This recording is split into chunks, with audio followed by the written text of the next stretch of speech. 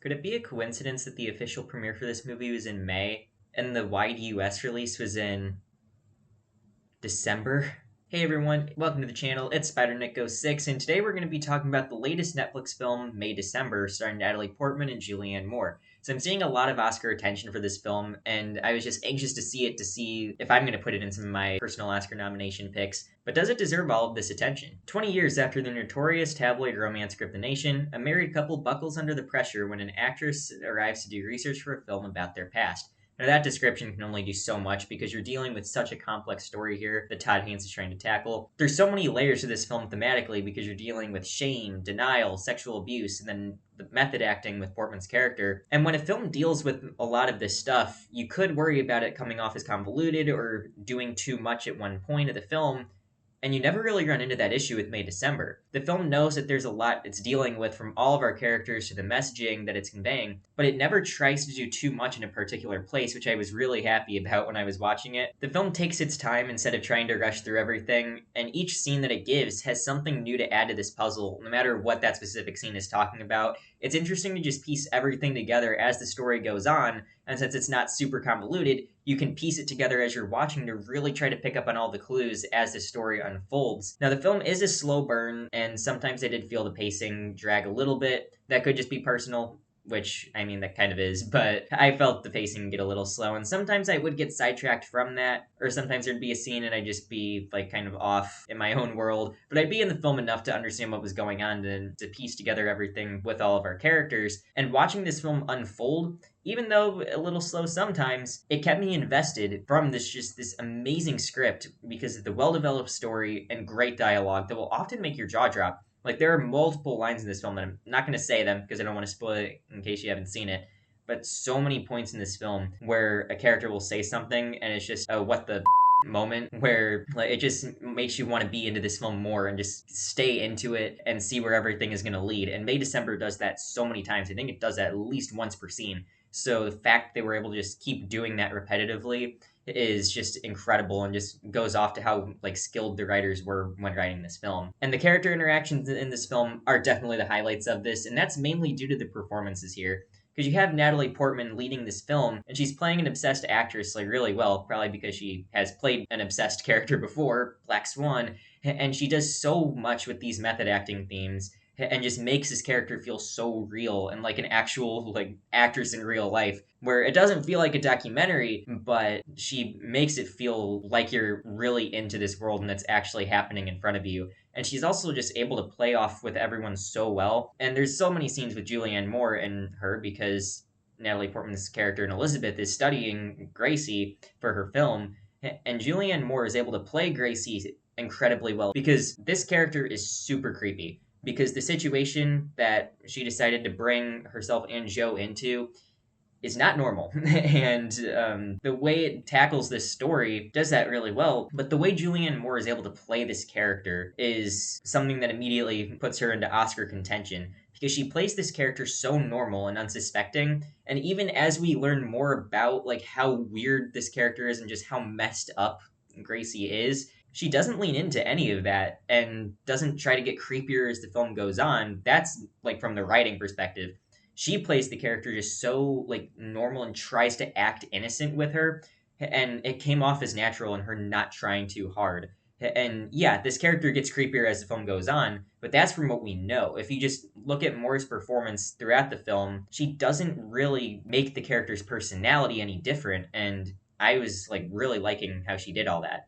But you have those two in this film, but who really steals it is Charles Melton playing Joe. And I'm seeing a lot of people, like, creating, like, an online Oscar campaign for him, and I am totally on board with that. Because he has just entered the supporting actor race and really, like, just shaken things up more than it already was.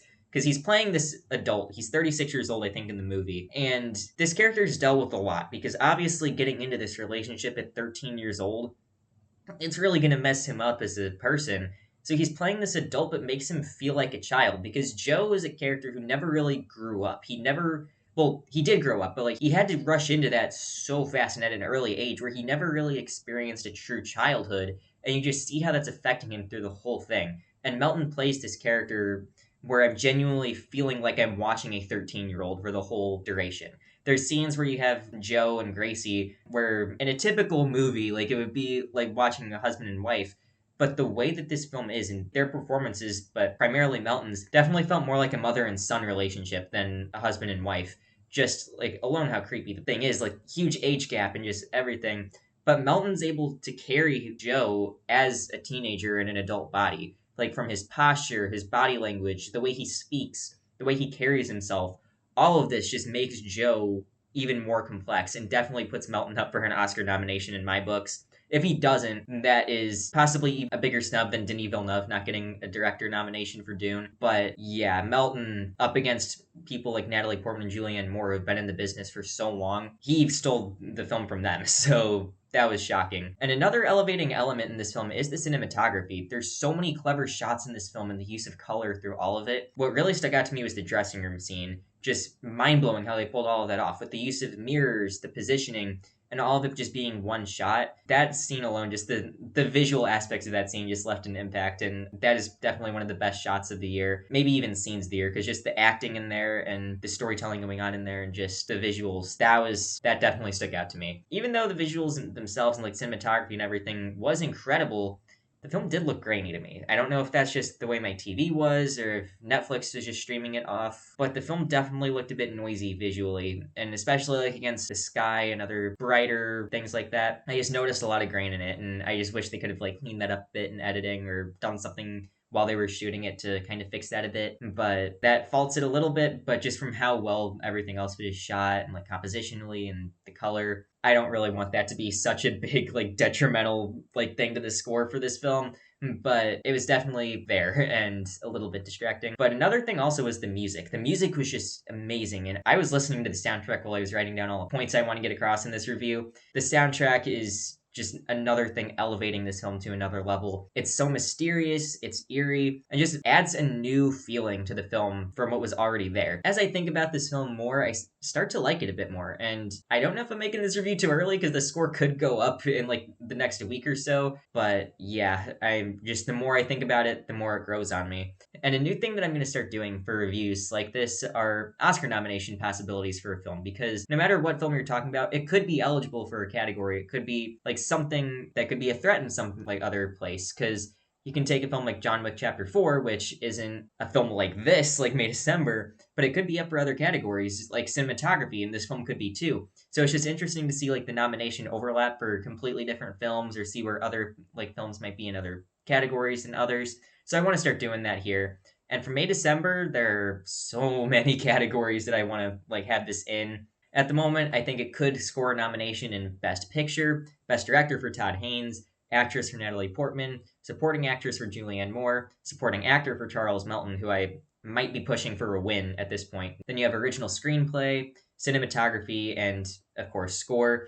I may be missing a category. I said like 8 categories, I think, and that's already a lot of nominations that I think this film could earn. I don't think it's going to get all of those, but I definitely think it deserves like at least consideration for all of those and maybe even more. And now before I get to my final thoughts for this film, make sure to like, comment, and subscribe. We just made it to 20 subscribers, and while it's not a lot and really nothing to brag about, it's a start. And before you get to like 1,000, 10,000, 100,000, you got to get 20. So to a start, and if you want to subscribe and help this channel grow, then please do. I'd greatly appreciate it. May December is a haunting story diving into the themes of shame, denial, and sexual abuse with incredible performances from Natalie Portman, Julianne Moore, and Charles Melton. While I didn't take as much from it as others did and felt some slight dragging, this film does leave an impact and unravels its story extremely well. My final score for this film is going to be an 80%, which is the highest score I've given to a film in my channel's 2-month career so far. So I'm very happy I was able to give a genuinely amazing score, and this is the first film I reviewed that I loved and would be down for possibly watching again, although this was a disturbing one. I may not actually want to, but yeah, I genuinely loved it. If you haven't seen May December, then I'd go watch it. I'd recommend it. It's a disturbing film, but it's definitely engaging and something you won't regret watching. And if you have, let me know what your thoughts were in the comment section. I'd love to hear your thoughts on it, whether you agree or disagree. That's what film is. It's subjective, and there's objective qualities, but it's mainly subjective. So thank you all for watching this review. Hope you enjoyed it, and tune in for more reviews in the future. Goodbye.